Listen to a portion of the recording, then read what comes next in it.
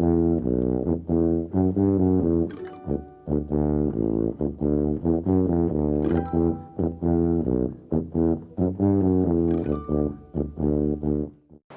I'm Rabbi Shari Shamah. I'm the Jewish Family Specialist here at the Harry and Rose Samson Family Jewish Community Center, and this is my Moment of Torah. This week's Torah portion is Bechukotai. The word Bechukotai, if you take it apart in its blocks, chok is a law, and the tai is my, so if you follow my laws, are the literal translation of the Torah portion Bechukotai. And the parasha begins with God explaining a covenant or a commitment to the Israelites, that if you follow my laws and walk in my ways, then I will produce rains, which will bring your produce and the fruit in its season. Beautiful things. You'll have your fill of bread. There'll be peace. No vicious beasts. There'll be fertility. Everything will be great as a part of this covenant. But then the Torah portion keeps going, and there's that if part. But if you don't follow my laws, then things are not going to go as well. There won't be rains, there won't be produce, there won't be the fruit, there's going to be beasts. You're going to sow your seed for no purpose. Discipline. Wild beasts. What do we make of this? How can we, in 2014, relate to this Torah portion? And I must tell you that it's troubling for me when you read it at a pshat, at a simple level. Follow my laws, and you'll get rewarded.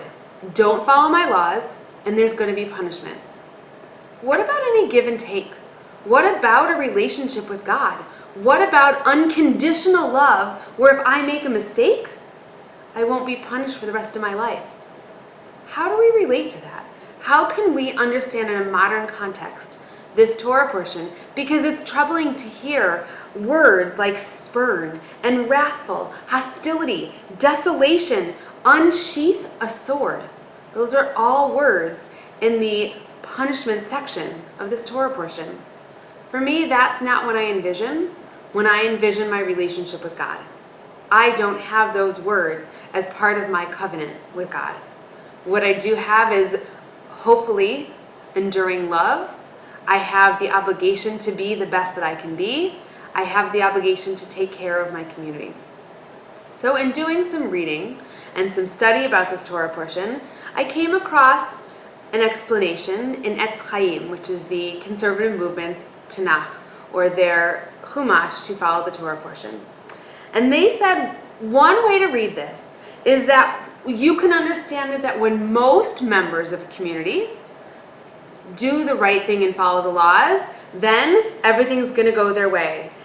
And even if some individuals suffer from illness or something else, then the entire community really is going to be okay as long as the majority is doing the right thing. Alternatively, we can understand these verses not in a 2014 context, but in a context that happened 2,000 years ago, where the Israelites were not as mature as we hopefully are now. That they needed that if you don't do this, then this is going to happen. That they were still like young children. And definitely for my young children, I have to say, go clean your room. If you don't clean your room, then we're not going to be able to go out and play later. So the Israelites maybe were like young children and they needed to be told, here's what you have to do, follow my laws. And if you don't, then there's going to be consequences.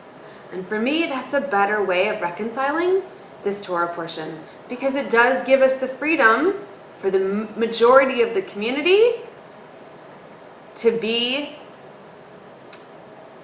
a good community trying our hardest, and to recognize that there's always going to be some that fall short. This Torah portion is the final Torah portion in the book of Leviticus, and it ends with us saying, Chazak, Chazak, Venit Chazek, be strong, and let us strengthen one another. As we think of a community trying to work together to follow these laws, we think that when one person is strong, when we strengthen one another, together we're all strong. I hope you enjoy these lyrics from my friend Dan Nichols and his song, Chazak, Chazak, as we go forth into a beautiful Shabbat. Shabbat Shalom.